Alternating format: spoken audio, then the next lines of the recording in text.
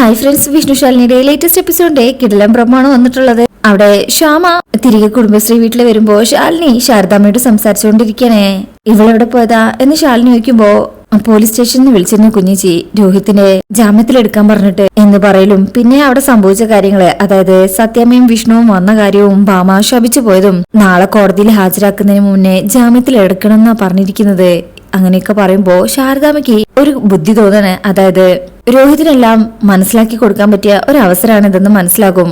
കാരണം ഇത്രയും സമയമായിട്ട് സുസ്മിതയോ ബോസോ ഉപേന്ദ്രനോ ആരും തന്നെ ജാമ്യത്തിലിറക്കാൻ വന്നിട്ടില്ല. അതുകൊണ്ട് ശാലിനി, അവനെ നീ ജാമ്യത്തിലെടുക്കണം, നീ ആയിരിക്കണം അവനെ ജാമ്യത്തിലെടുക്കേണ്ടത്. അങ്ങനെ അതൊക്കെ പറയുമ്പോ ശാലിനിക്കും അത് ശരിയാണെന്ന് തോന്നണേ. രോഹിത്തിനെ മടക്കി കൊണ്ടുവരാൻ പറ്റിയ നല്ലൊരു അവസരമായിട്ട് ശാലിനിക്കും തോന്നുന്നുണ്ട്. പിന്നീട് കാണിക്കുന്നത് പിള്ളച്ചേട്ടൻ സത്യമേ വിഷ്ണു കുഞ്ഞെ എന്ന് വിളിച്ച് ഓടി വരുന്നതാ. എന്താ എന്താ പിള്ളച്ചേട്ടാ എന്ന് രണ്ടുപേരും വെപ്രാളത്തോടെ ചോദിക്കുന്നുണ്ട്.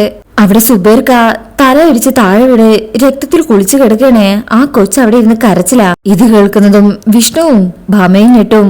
എന്ത് എന്ന് പറയലും വിഷ്ണുവും പിള്ളച്ചേട്ടനും വേഗം അങ്ങോട്ട് പോവാണേ. ഭാമയ്ക്ക് പോവാൻ വയ്യല്ലോ, രാഘവേട്ടനെ ഒറ്റയ്ക്കിട്ട് പോവാന്ന് പറയുന്നത് തന്നെ വല്ല റിസ്ക് ഉള്ള കാര്യമാണ്. അങ്ങനെ വിഷ്ണുവും പിള്ളച്ചേട്ടനും ചെല്ലുമ്പോ ഉണ്ടാവും സുബേർക്ക് രക്തത്തിൽ കുളിച്ചു കിടക്കുന്നേ. എന്തു പറ്റിയതാ നൂറേ എന്ന് ചോദിക്കുമ്പോഴും നൂർജഹാൻ കരയാ.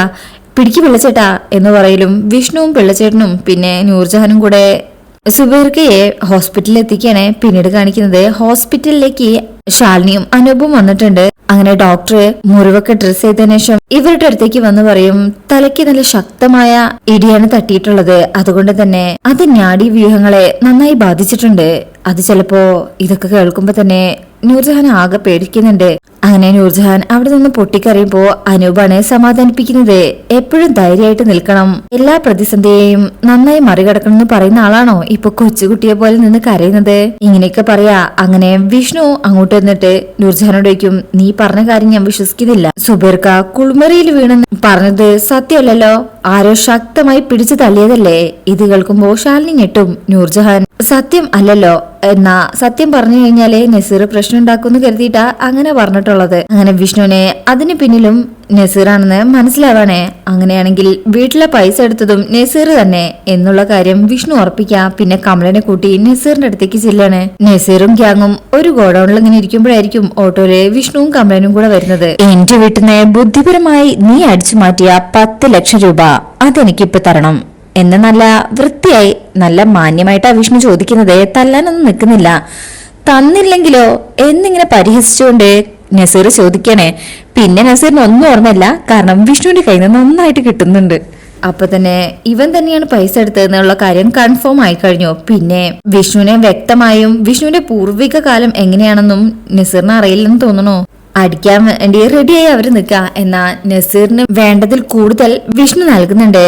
നസീറിനും ഫ്രണ്ട്സിനും വിഷ്ണുവിന്റെ കൈച്ചൂട് എന്താണെന്ന് നന്നായി മനസ്സിലാക്കാൻ പറ്റിയ ഒരു അവസരമായിരുന്നു ഇത്. അങ്ങനെ വിഷ്ണു നേരെ അവനെ തൂക്കിയെടുത്ത് ഓട്ടോയിലിട്ട് കൊണ്ടുപോകുന്നതൊക്കെ കാണിക്കുന്നേ. ഇനി പോലീസ് സ്റ്റേഷനിലേക്കാണോ അതോ പൈസയായി ഭാമയുടെ അടുത്തേക്കാണോ പോകുന്നതെന്ന് അറിയില്ല കേട്ടോ. പിന്നീട് കാണിക്കുന്ന ഭാഗത്ത് രോഹിത്തിന് ജാമ്യം കിട്ടിയിട്ടുണ്ട്. ജാമ്യത്തിൽ ഇറക്കിയത് ശാലിനി ആയിരിക്കാം. അങ്ങനെ ഇറങ്ങി കഴിയുമ്പോഴും ശ്യാമയോട് പറഞ്ഞിട്ട് എനിക്കൊരാളെ കാണാനുണ്ടെന്ന് പറഞ്ഞ് രോഹിത്ത് പോകും. രോഹിത്ത് ഇപ്പോ മാറിയതാണെന്നുള്ളത് ശ്യാമയ്ക്ക് മനസ്സിലാവുന്നില്ല. രോഹിത്ത് വീണ്ടും അവരുടെ അടുത്തേക്ക് പോകാന്നുള്ള വിഷമത്തിലാ ശ്യാമ കുടുംബശ്രീ വീട്ടിലേക്ക് പോകുന്നത്. അങ്ങനെ രോഹിത്ത് അവിടെ സുസ്മിതയുടെ വീട്ടിലേക്ക് ചെല്ലുമ്പോ അവിടെ ചന്ദ്രബോസും ഉപേന്ദ്രനും ഉണ്ട്. രോഹിത്തിനെ പെട്ടെന്ന് പുറത്ത് കാണുമ്പോ അവര് ഞെട്ടിപ്പോകും. എന്നാലും അവര് സ്വീകരിക്കുന്നുണ്ട്. ഈ സമയം രോഹിത്ത് അവരോട് ദേഷ്യപ്പെടണേ.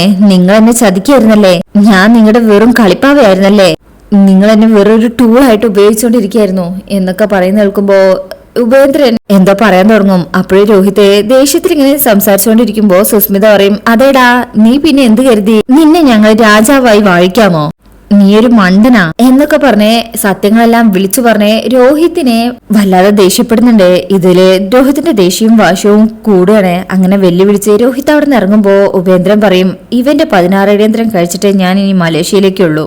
ബോസ് ആണെങ്കിൽ ഇവർ രണ്ടാളും പറയുന്നതൊക്കെ കേട്ടിങ്ങനെ ഒന്നും പറയാനാവാതെ നിൽക്കുക. കാരണം രോഹിത് പോയി കഴിഞ്ഞാൽ ഇവർക്കാ നഷ്ടം. കാരണം എല്ലാ സ്വത്ത് വകകളെല്ലാം രോഹിത്തിന്റെ പേരിലാണ്. ആ കാര്യം രണ്ടുപേരും ഒന്ന് മറന്നുപോയിട്ടുണ്ട്.